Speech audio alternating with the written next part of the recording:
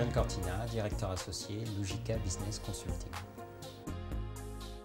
Nous sortons de la conférence sur l'environnement et l'énergie qui a permis de tracer quelques orientations qui, à ce stade-là, sont des orientations politiques.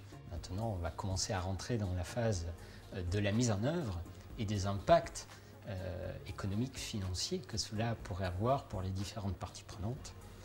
D'un côté, les producteurs et fournisseurs d'énergie, de l'autre, les consommateurs, qu'ils soient entreprises ou résidents. Sur le thème de la production d'énergie, nous avons quelques orientations autour de la limitation du nucléaire dans la part de la production française, avec notamment l'arrêt emblématique de la centrale de Fessenheim à fin 2016. Il y a également l'arrêt des projets d'investigation des techniques d'extraction de gaz de schiste.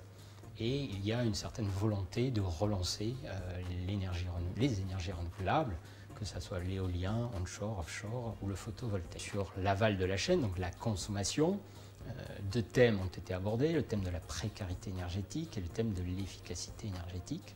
Les deux se transcrivant autour d'une orientation donnée à une tarification autour de tarifs progressifs. Au-delà des tarifs progressifs, on parle plus de bonus-malus en fonction de seuil de consommation, dit de confort ou consommation superflue. Et enfin, la question principale, qui est la question du coût. Tout cela a bien sûr un coût. Le rapport du Sénat au cours de l'été a montré que les prix de l'énergie, dans tous les cas, allaient augmenter. Augmenter sur la part de fourniture, sur la part de taxes, la CSPE qui finance le développement des énergies renouvelables, et également sur la part de commercialisation.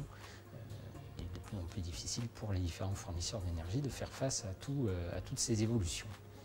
Bilan à Rennes, 1 an après la dernière édition du Forum Gazélec, on avait mis en avant l'année dernière la complexité du dispositif à Rennes, les difficultés de son application à la fois pour les fournisseurs d'énergie et également pour les acheteurs qui devaient bien anticiper, prévoir leur cycle industriel pour investir dans leur activité et avoir des éléments factuels sur l'évolution des prix de l'énergie. Enfin, il y a toujours des questions qui sont d'actualité et qui risquent d'être remises en question avec les évolutions autour de la nouvelle loi sur l'énergie qui doit sortir dans les prochaines semaines. C'est notamment toujours la fixation des formules de prix qui devait être initiée par la Commission de régulation de l'énergie, et puis quel mot aura à dire la Commission européenne aussi dans cette fixation des prix. Il y a aussi la mise en œuvre opérationnelle du marché de capacité qui finalement a peu évolué sur ces derniers temps. Donc beaucoup aujourd'hui d'actualités qui concernent plus, on va dire, les thèmes du pouvoir d'achat, donc plutôt le B2C, mais peu d'assurance quant aux évolutions des tarifs verts et jaunes et de leur éventuelle suppression là, de 2015.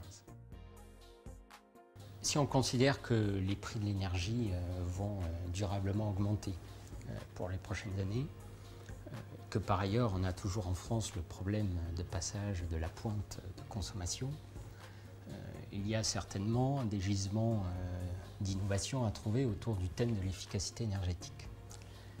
Si on se place du côté de l'acheteur, ce sont une professionnalisation du rôle d'énergie manager.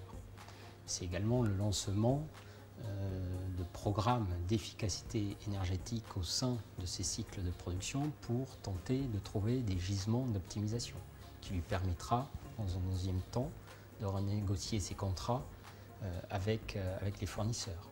C'est également proposer des offres autour notamment des effacements diffus ou effacements industriels avec de nouveaux acteurs qui apparaissent sur ce segment de marché, permettant de